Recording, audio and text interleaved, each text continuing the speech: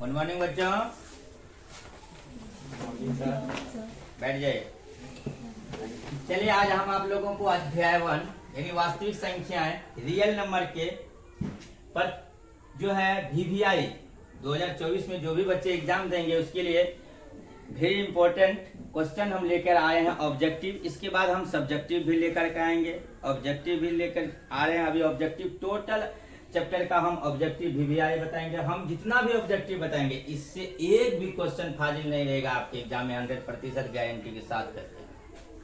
हम जितना भी ऑब्जेक्टिव बता रहे हैं आप उसको एक बार पढ़ लीजिए मेरे यूट्यूब से, और हम डाल रहे हैं आपको इसी में से सारा क्वेश्चन आपके एग्जाम में रहेंगे।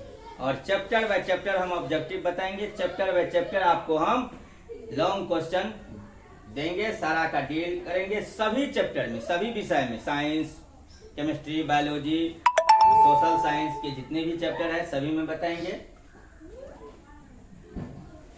चलिए तो हम शुरू करते हैं। पहला क्वेश्चन है √81/2 है क्या है बताइए। √81/2 क्या है? मंजर 81 √81/2 जो है भागा में है क्या है? अब बताइए। हम जानते हैं 81 जो वर्गमूल हम जानते हैं निकालने के लिए सबसे पहली बात आप लोग 8 क्लास में ही वर्गमूल पढ़ चुके हैं। कोई रूट में रहता है तो उसका मतलब होता है 2 गुना, यानी इसको हम लिख सकते हैं 9 गुना 9 अब बटे 2। 2 गो अगर रहता रूट के अंदर तो उसको क्या करते, 1 गो बाहर आ जाता है। ये क्या 9 बाहर आ जाएगा बटे 2। ये कैसे लिखा हुआ? P/Q के रूप में लिखा हुआ है। ये किसको, इसको क्या लिखेंगे हम? P/Q यानी P/Q। हम परिभाषा जानते हैं, जिस परिमेय या जिस भिन्न को P/Q के रूप में लिख सकते हैं, जिस संख्या को हम P/Q के रूप में लिख सकते हैं उसे हम क्या कहते हैं? परिमेय संख्या कहते हैं। तो हम डायरेक्ट इसका आंसर क्या हो जाएगा? परिमेय संख्या। यहाँ पे दिया है ऑप्शन देखेंगे, परिमेय संख्या और परिमेय संख्या, पूर्णांक संख्या, इनमें से कोई नहीं। तो मेरा आंसर क्या होगा? परिमेय संख्या। क्या होगा मेरा आंसर? परिमेय संख्या होगा। तो इसमें आंसर मेरा क्या आ गया? परिमेय संख्या। कोई दिक्कत नहीं। चलिए अब अगला क्वेश्चन हम लोग देखते हैं कि 192 के अभाज्य गुणनखंड में 2 का घातांक क्या होगा। किसी भी संख्या का घातांक का मतलब क्या होता है? उसके ऊपर पावर हम कैसे जानेंगे? मान लिया कि कोई संख्या लिख देंगे 5 गुना 5 गुना 5 गुना 5 गुना 5 लिख के 4 बार। इसका मतलब क्या हुआ? किसी भी के ऊपर पावर कुछ नहीं तो 1 है, 1 है, पावर 1 है। हम जानते हैं गुना में पावर क्या होती है? जुड़ती है। अगर बेस समान है गुना में पावर क्या होंगे? जुटेगा। गुना में पावर क्या होता है? जुटता है। तो यहाँ पर पावर, एक पावर यहाँ पर, एक पावर यहाँ पर, एक पावर यहाँ पर, सब जोड़ेंगे तो कितना हो जाएगा? इस पर 5 पर पावर कितना हो जाएगा? 4 हो जाएगा। तो 5 पर पावर 4 एक एग्जाम्पल लिए हम, लेकिन हम सवाल की ओर चलेंगे। सवाल की ओर चलते हैं हम। सवाल में क्या है कि 192 का अभाज्य गुणनखंड। सबसे पहले 192 का अभाज्य गुणन निकालेंगे।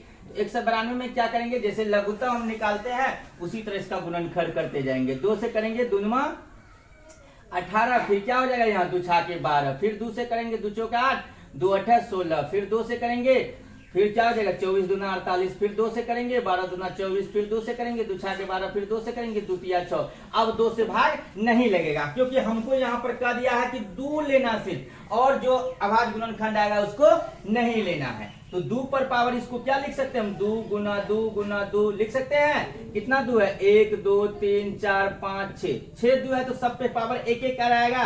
तो गुना 2 गुना 2 2 गुना 2। अब सब पर पावर 1 है तो जोड़ेंगे कितना हो जाएगा? 2 पर पावर 6 हो जाएगा। 2 पर पावर 6 है तो मतलब 2 का गुणांक कितना हो जाएगा? 6 आंसर हो जाएगा। हमको घातांक मारा, ये ऊपर में क्या है? घातांक पावर, इसी को हम क्या कहते हैं? घातांक कहते हैं। 6 जो है इसका क्या हो जाएगा? पावर, यानी 2 का घातांक हो गया। तो 2 पर पावर 6 आया तो मेरा आंसर क्या हो जाएगा? 2 पर 2 का घातांक कितना हो जाएगा अभाज्य गुणनखंड के हिसाब से? 6। तो मेरा आंसर क्या हो जाएगा? 6। सी नंबर का सही ऑप्शन हो जाएंगे ना। ए नंबर में 2 है, नहीं होंगे। बी में 3 है, नहीं होगा। डी में 5 है, ये भी नहीं होगा। मेरा आंसर क्या आया? क्या निकाले हम? 2 का घातांक 6। तीसरा नंबर का क्वेश्चन है, यदि भाग एल्गोरिथम में a बराबर BQ प्लस R, जहां a बराबर 72 और b बराबर 8, r बराबर 0 हो तो b का मान क्या होगा? b का मान कहता है निकालने के लिए, जबकि हम जानते हैं एल्गोरिथम से हमारा जो है a बराबर क्या था? BQ प्लस R, यानी अब भाज्य बराबर होता है भागफल गुना भाजक प्लस शेषफल होता है ना। यहाँ पर क्या करेंगे तो हम लिखेंगे उसी को a बराबर बी क्यू और प्लस आर, डायरेक्ट बताएंगे। अब a के जगह पर क्या देंगे 72, b के जगह पर b क्या निकला हुआ है 8।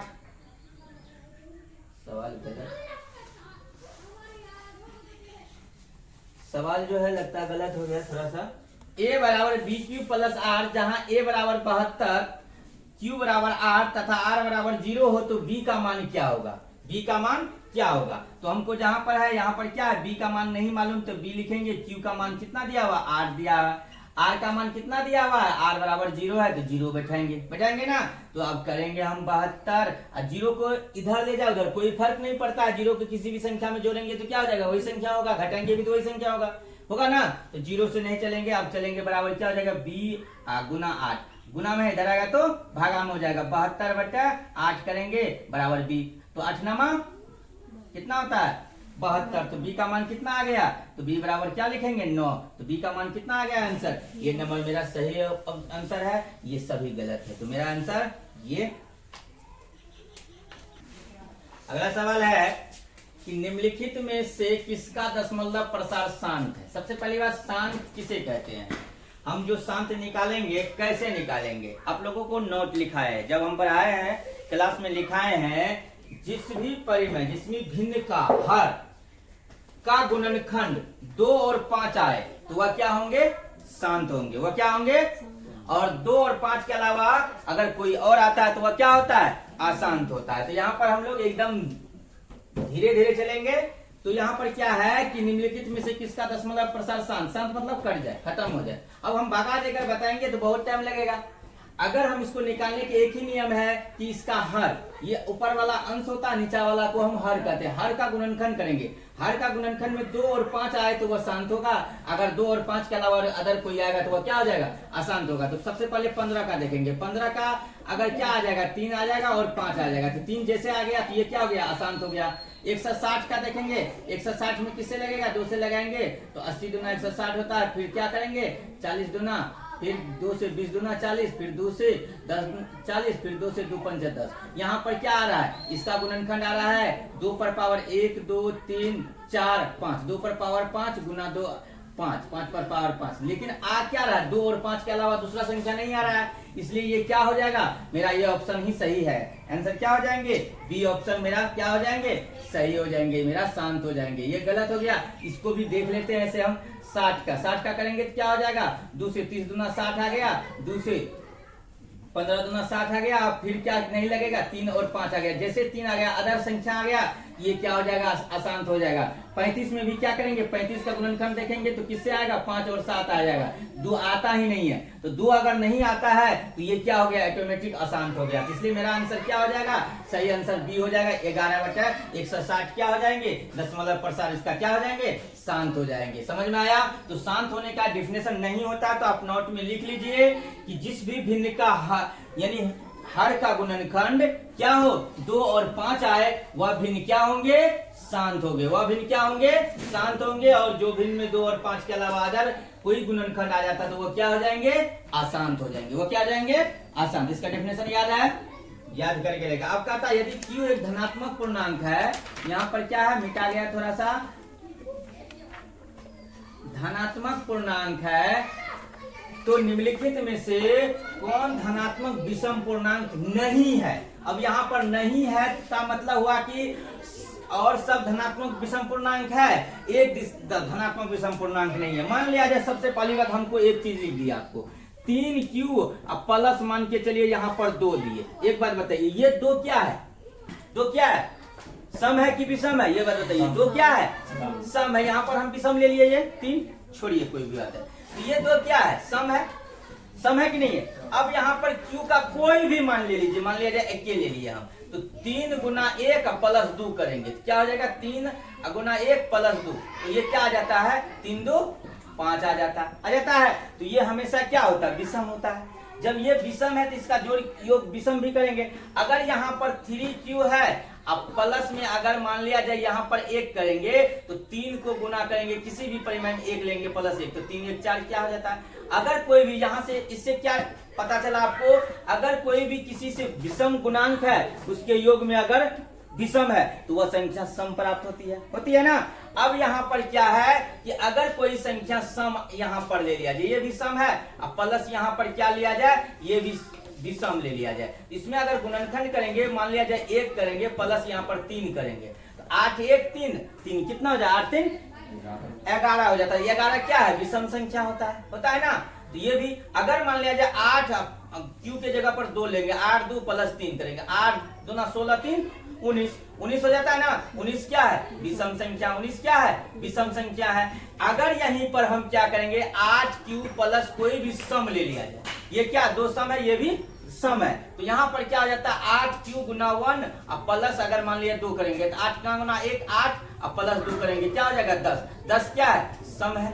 10 क्या है, सम है। अगर मान के चलिए क्यू की जगह कहिएगा सर हम आप 1 लिए तो ऐसा हुआ 2 ये ले लेंगे तो 2 लेंगे तो 8 दूना 16 प्लस 2 8 दूना 16 प्लस 2 करेंगे कितना हो जाएगा 18। 18 भी क्या है, सम है। अगर मान लिया जाए कि यहाँ पर 3 लेंगे, 3 प्लस 2 करेंगे तो 8 या 24 अब प्लस 2 कितना हो जाएगा 26। 26 क्या है, सम संख्या है। तो वही यहाँ ऑप्शन से खोजना है। तो जो भी जिस भी का भी यहाँ पर गुणनखंड सम हो और अंत में अगर सम आए, दोनों तरफ सम आए, जोड़ भी सम रहे और गुणंक भी सम रहे तो उसका आंसर भी क्या आ जाएगा, सम ही आएगा, विषम नहीं आएगा। अगर वहां पर सम रहे, गुणांक अगर सम रहे या विषम रहे, उसका योग अगर क्या है, विषम है तो उसका विषम आएगा। इससे पहले बता दिए। तो यहाँ पर इसका सम है लेकिन यहाँ पर विषम है तो इसका आंसर क्या आ जाएगा, विषम आएगा ना। ये भी क्या, इसमें देखिए अब 8 क्यू यहाँ पर क्या आ जाएगा 8 3 11 क्या आ जाता है, विषम आएगा। ये भी विषम आएगा। 8 7 15 ये भी क्या आ जाएगा, विषम आएगा। यहाँ पर ये दोनों जोड़ेंगे 8 4 12 ये क्या है, सम आता है। इसलिए मेरा आंसर क्या हो जाएगा, इसका सही आंसर क्या होंगे, बी हो जाएंगे। इसका सही आंसर बी हो जाएंगे। तो इसका सही आंसर क्या हो जाएंगे, बी, यानी 8 क्यू प्लस 4 इसका क्या हो जाएंगे, धनात्मक विषम पूर्णांक नहीं है। ये धनात्मक कौन सा है, धनात्मक सम पूर्णांक है। ये कौन सा है, धनात्मक क्या है, ये सम पूर्णांक है ना बच्चों। ये बाद बाकी सभी क्या है, विषम पूर्णांक है। तो हमको क्या ढूंढना था कि जो विषम, इसमें कौन सा ऐसा है जो विषम पूर्णांक नहीं है, मतलब वह सम पूर्णांक है। उसका उल्टा हो गया ना। तो इसका आंसर क्या हो जाएगा 8 क्यू प्लस। इसको हम विस्तार रूप से भी आप लोग को बनाकर दिखाए थे, अभी हम थोड़ा सा दिखाएं। तो इस तरह से अगर ऑब्जेक्टिव में रहे तो आप इस तरह से क्या कर सकते हैं, इसको बना सकते हैं। चलिए अब हम आप लोग चलेंगे एक परिमेय संख्या और एक अपरिमेय संख्या का योग। एक परिमेय संख्या और एक अपरिमेय संख्या का योग कैसी संख्या होती है, पूर्णांक संख्या होती है, अपरिमेय संख्या होती है, प्राकृत संख्या होती है, परिमेय संख्या होती है। अब जानिए कि परिमेय संख्या मान लिया जाए क्या कहेंगे 2, अब प्लस कर लेंगे अपरिमेय। अपरिमेय में कुछ भी हो, 2 होगा, √2 होगा, या मान के चलिए अब परिमेय संख्या 3 भी हो सकता है, प्लस अपरिमेय में क्या हो सकता है, √3 भी हो सकता है, कुछ भी हो सकता है। अगर ये दोनों को जोड़ेंगे, इससे पहले बताए थे हम आपको कि अगर कोई भी नोट में अगर नहीं होता है तो ये चीज लिख लो, ये बातें कि यदि किसी भी परिमेय संख्या को अपरिमेय में जोड़ते हैं तो क्या प्राप्त होता है, अपरिमेय प्राप्त होता है। क्या प्राप्त होता है, अपरिमेय। हटाएंगे, जोड़ेंगे तो क्या, भागा करेंगे तो भी क्या हो जाएंगे, अपरिमेय प्राप्त होते हैं। जोड़ने पर और घटा करने पर क्या होते हैं, अपरिमेय प्राप्त होते हैं। अगर सेम परिमेय से मान के चलिए कि परिमेय और यहाँ पर भी अपरिमेय, मान के 4 गुना अगर √2 करेंगे तो ये √2 का मान तो नहीं निकलेगा अंदर से, ये गुना में भी है तो फिर भी क्या हो जाएगा, अपरिमेय ही होगा। क्या हो जाएंगे, अपरिमेय ही होंगे। अगर मान लिया जाए कि √3 है, इसको भागा हम क्या करेंगे 4 से देंगे तो क्या करेंगे, 4 ऊपर नीचा भी गुना करेंगे तो फिर क्या होता है, फिर भी परिमेय अपरिमेय ही प्राप्त होता है ना। क्या होगा, अपरिमेय ही प्राप्त होता है। तो याद रखिएगा, दिमाग में हमेशा बैठा लीजिएगा, किसी भी अपरिमेय संख्या के साथ मतलब परिमेय संख्या को जोड़ना है या घटा करना है या गुना करना है या भाग करना है तो आंसर क्या आएगा, अपरिमेय आएगा। क्या आएगा, अपरिमेय आएगा किसी भी संख्या में, यानी अपरिमेय।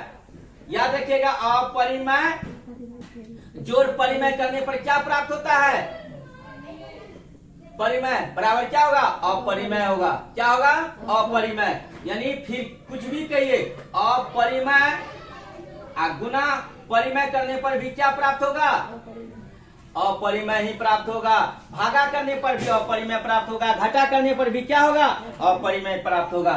इसीलिए यहाँ पर क्या हो जाएंगे, इसका आंसर अपरिमेय हो जाएंगे। इसका आंसर क्या हो जाएंगे, अपरिमेय हो जाएंगे। पूर्णांक नहीं होंगे, प्राकृतिक संख्या अपरिमेय। इसलिए बी ऑप्शन मेरा क्या है, सही है। आया दिमाग में, दिमाग में बैठा लीजिए। अब फिर 7 नंबर का सवाल है कि दो संख्याओं का गुणनफल अगर 870 है, अगर उसका एचसीएफ 17 है, एचसीएफ भी दिया गया 17 है, तो उनका एलसीएम यानी मोस क्या होगा, 102 होगा कि 85 होगा कि 107 होगा कि 510 होगा।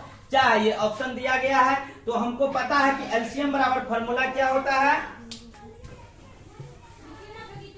चलिए, सवाल जब दिया है उसका एलसीएम हमको क्या कहता निकालने के लिए, इसका एलसीएम कहता है। एलसीएम बराबर फॉर्मूला होता है दोनों संख्याओं का गुणनफल, दोनों संख्याओं का गुणनफल, दोनों संख्याओं का गुणनफल बटे एचसीएफ, बटे क्या हो जाएगा, एचसीएफ। तो दोनों संख्या का गुणनफल क्या है, 86 70। 86 70 बटे क्या करेंगे, 17 से भागा देंगे, 17 से भागा देंगे। 17 क्या काम, 17 चौक 17 50 85, फिर 17 का 17 यहाँ पे 0 हो जाएगा। तो आंसर क्या हो गया, 510 हो गया। आंसर क्या हो गया, 510। मेरा कौन सा ऑप्शन में है, डी ऑप्शन में मेरा 510 है। इसलिए मेरा सही आंसर क्या हो जाएगा, 510 यानी डी हो जाएगा। आया समझ में, कोई भी दिक्कत नहीं होगा।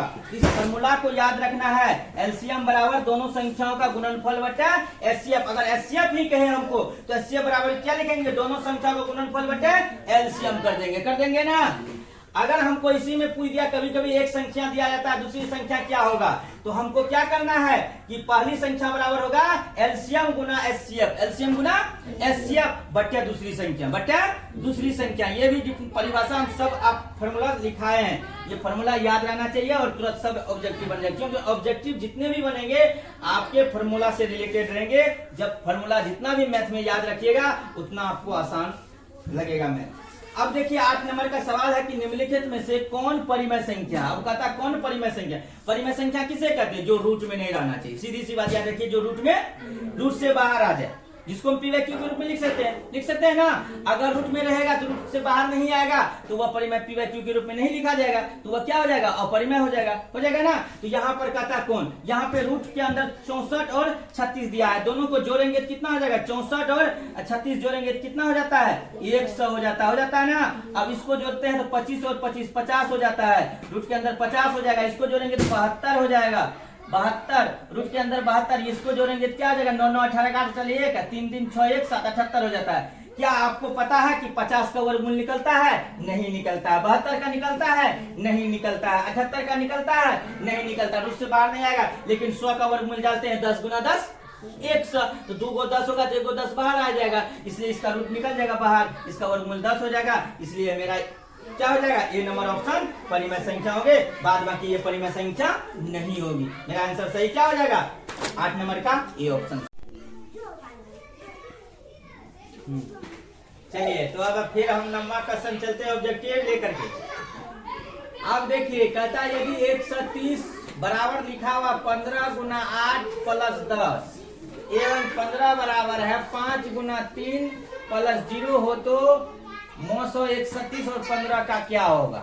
130 और 15 का मौसो का याद रखिए, ये सबसे छोटी, यानी मौसो मतलब क्या होता है, महत्तम समावर्तक, और इंग्लिश में कहता है हाईएस्ट कॉमन फैक्टर, जो दोनों में हो और दोनों का भाग लग जाए। इसमें सबसे पहली बात यहाँ पर 15 है, 15 का भी गुणनखंड करेंगे अगर तो हम क्या लिखेंगे, 5 गुना 3 लिखेंगे।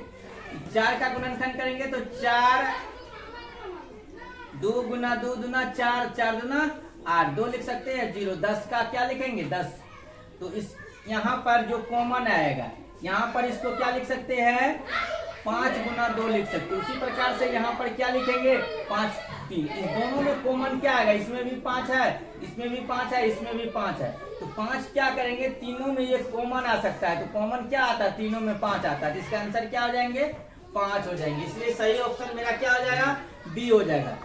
कॉमन जो दोनों में होता है वही उसका मौसा होता है, जिसका गुणनखंड अगर या तो भागा देकर बना सकते हैं, आपको नहीं कुछ पता है 15 को भागा दीजिए 130 में, अगर कुछ भी नहीं आता है सबको गुणनखंड को छोड़ दीजिए। अगर मौसम मालूम करने के लिए कहा है 15 भागा 130 करेंगे तो क्या करेंगे, 15 से 15 8 120 होता है, 120 लगाएंगे, 0 हो जाएगा। यहाँ पर क्या आएगा, 1 10 नहीं लगेगा, 10 से अब 15 में लगाएंगे तो 10 कहाँ 10, एक बार में 10 15 10 लगेगा, 5 उतरेगा, फिर 5 से 10 में लगेगा, 5 ना 10 कैंसिल जाता है तो 5 से लग जाता है भागा।